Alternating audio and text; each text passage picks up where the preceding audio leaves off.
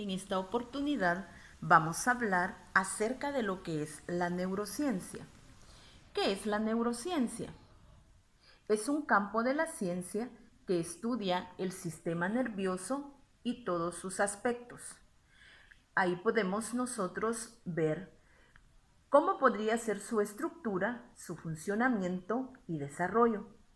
Los seres humanos debemos saber también que el cerebro es el responsable exclusivo de las alegrías, placeres, risas y diversión, así también de las penas, las aflicciones, el desaliento y las lamentaciones. Podemos darnos cuenta que el cerebro es al que le debemos agradecer el poder nosotros tener la capacidad de adquirir sabiduría y conocimiento. La neurociencia, cuyo objeto de estudio es el sistema nervioso, especialmente en la actividad que el cerebro tiene en relación a la conducta y al aprendizaje humano, establece por medio de las investigaciones realizadas por Brown y Bradford específicamente en el año 2000 que el aprendizaje, en primer lugar, cambia la estructura física del cerebro. Esto debido a que el cerebro humano puede hacer crecer células según lo establece Jensen en el año 2000. También el aprendizaje organiza y reorganiza el cerebro, ya que éste puede causar cambios estructurales que alteren el funcionamiento del mismo. Así también establece que el cerebro es un órgano dinámico moldeado en gran parte por la experiencia. Todo esto debido a que se aprende por interacciones del ser humano en su medio social y cultural que también pueden impactar las diferentes hormonas del cerebro. Asimismo, establece que las diferentes partes del cuerpo están listas para aprender en diferentes tiempos, lo cual significa que el aprendizaje puede ser lento, pero que este a su vez puede ser codificado y la memoria en su momento puede ser recuperada.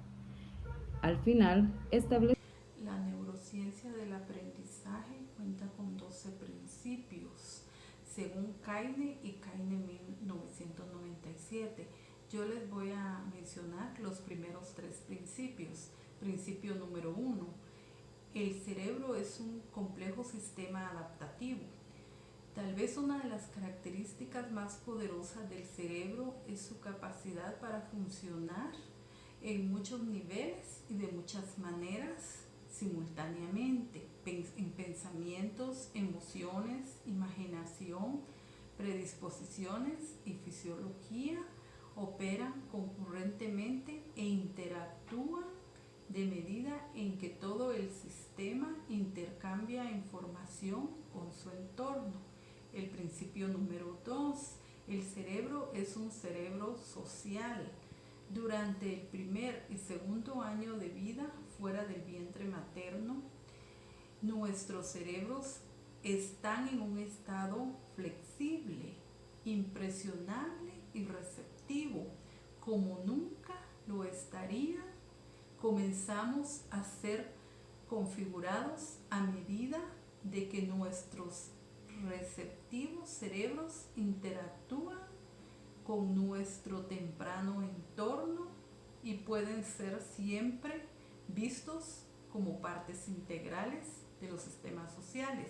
El principio número 3, la búsqueda del significado es innata. En lo general, la búsqueda de significado se refiere a tener un sentido a nuestras experiencias.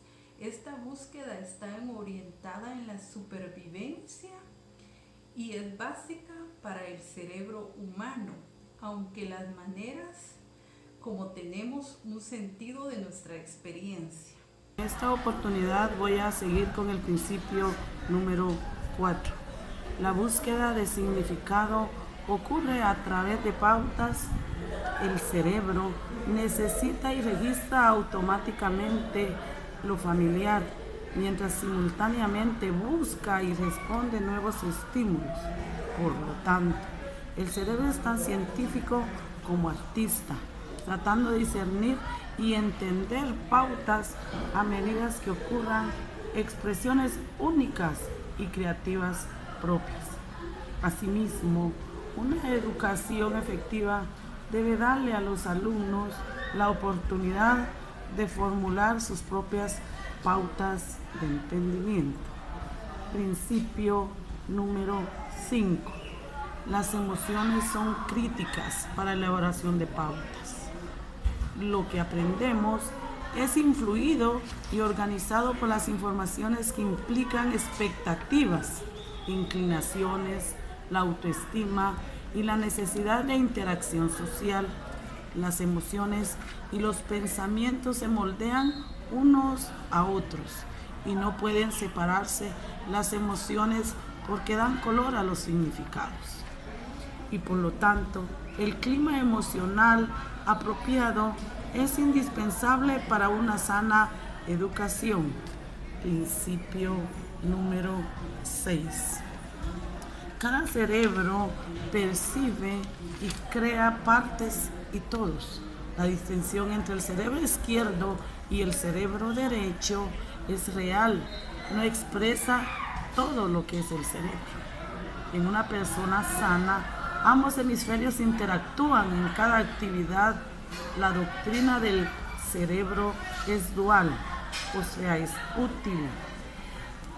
Más bien porque nos recuerda que el cerebro reduce la información en partes y reconoce la totalidad del mismo. Y termino con esta frase. El cerebro, cuando no hace nada, trabaja mucho y las cosas valen más por lo que significan que por lo que son. Jürgen Clark. Principio número 7.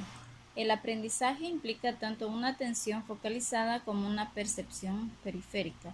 El cerebro absorbe información de lo que está directamente consciente y también de lo que está más allá del foco inmediato de atención. De hecho, responde a un contexto sensorial más grande que aquel en que ocurre la enseñanza y la comunicación.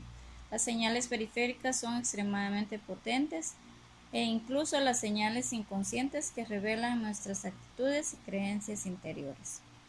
Principio número 8. El aprendizaje siempre implica procesos conscientes e inconscientes. Es inconsciente cuando las experiencias y el input sensorial son procesados bajo el nivel de conciencia. Puede, por lo tanto, ocurrir que muchas comprensiones no se den durante la clase, sino que horas, semanas o meses más tarde. Los educadores deben de organizar y facilitar el aprendizaje del educando. Principio número 9. Tenemos al menos dos maneras de organizar la memoria. Tenemos un conjunto de sistemas para recordar información relativamente no relacionadas. Sería el sistema taxonómico. Esos sistemas son motivados por premio y castigo. Y también tenemos una memoria especial autobiográfica que no necesita ensayo y permite por momentos el recuerdo de experiencias. El aprendizaje significativo ocurre a través de una combinación de ambos enfoques de memoria, de ahí que la información significativa y la insignificante se organicen y se almacenen de manera diferente. El futuro de la neurociencia. Cuando hablamos sobre el futuro de la neurociencia podemos mencionar un proyecto que se llama Human Brain Project. Es un proyecto creado por la Unión Europea que está creado desde el 2013. Tiene una duración aproximada de 10 años. Este proyecto se creó con la intención de involucrar las tecnologías de la información y la comunicación en el desarrollo de la neurociencia. Cuenta con una simulación de un cerebro para poder experimentar, cosa que no se podría hacer en un cerebro humano. Y para esto es que se utilizó todo este tipo de tecnologías de alta gama. También podemos mencionar que se desarrolló neurociencia o neurorobótica, en el que se utilizan robots virtuales en los cuales se puede experimentar y ampliar un poco más sobre lo que son los temas de neurociencia. También algo que debemos de recalcar es la importancia de utilizar tecnología porque nos brindan muchas oportunidades de experimentación para poder avanzar y de realizar varios estudios neurológicos en lo que es el campo de la neurociencia. Hola, yo les voy a hablar sobre los grandes descubrimientos en neurociencia.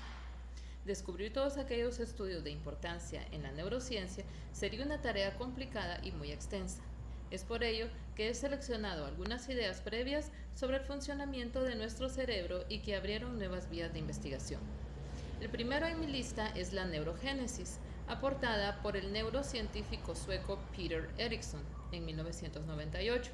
Hasta ese año se pensaba que la neurogénesis solo se producía durante el desarrollo del sistema nervioso y que después de este periodo las neuronas solo morían y no volvían a producirse nuevas.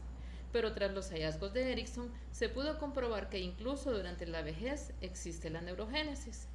Otro descubrimiento importante es el contacto en la crianza y desarrollo cognitivo y emocional de la neuróloga Sonia Lupien en el año 2000. En este estudio se demostró la importancia del contacto físico del bebé durante la crianza. Aquellos niños que han mantenido poco contacto físico son más vulnerables a déficits en funciones cognitivas que suelen verse afectadas en la depresión o en situaciones de alto estrés como la atención y la memoria. Además, tenemos el descubrimiento de las neuronas espejo del neurobiólogo italiano Giacomo Rizzolatti en el año 2004. La habilidad de los recién nacidos para imitar gestos llevó al inicio de este estudio. Así se descubrieron las neuronas espejo. Este tipo de neuronas se ponen en marcha cuando vemos a otra persona realizar alguna tarea. Y en último puesto de mi lista tenemos la reserva cognitiva descubierta por Peterson en el año 2009. Postula que el cerebro posee la capacidad de compensar lesiones producidas en el mismo cerebro. Distintos factores como los años de escolarización, el trabajo realizado, los hábitos de lectura o la red social influyen. Neurociencia, una manera de entender el comportamiento de la mente. La neurociencia tradicionalmente ha tenido el objetivo de conocer el funcionamiento del sistema nervioso, tanto a nivel funcional como estructural. Esta disciplina intenta conocer cómo se organiza el cerebro. En los últimos tiempos se ha ido más allá, queriendo no solo conocer cómo funciona el cerebro, sino la repercusión que tiene en nuestras conductas, pensamientos y emociones. El objetivo de relacionar el cerebro con la mente es tarea de la neurociencia cognitiva. Es una mezcla entre la neurociencia y la psicología cognitiva. Esta última se ocupa del conocimiento de funciones superiores como la memoria, el lenguaje o la atención. Así que el objetivo principal de la neurociencia cognitiva es relacionar el funcionamiento del cerebro con nuestras capacidades cognitivas y conductas. El desarrollo de nuevas técnicas ha sido de gran ayuda dentro de este campo para poder llevar estudios experimentales. Los estudios de neuroimagen han facilitado la tarea de relacionar estructuras concretas con diferentes funciones, utilizando una herramienta muy útil para este propósito, la resonancia magnética funcional.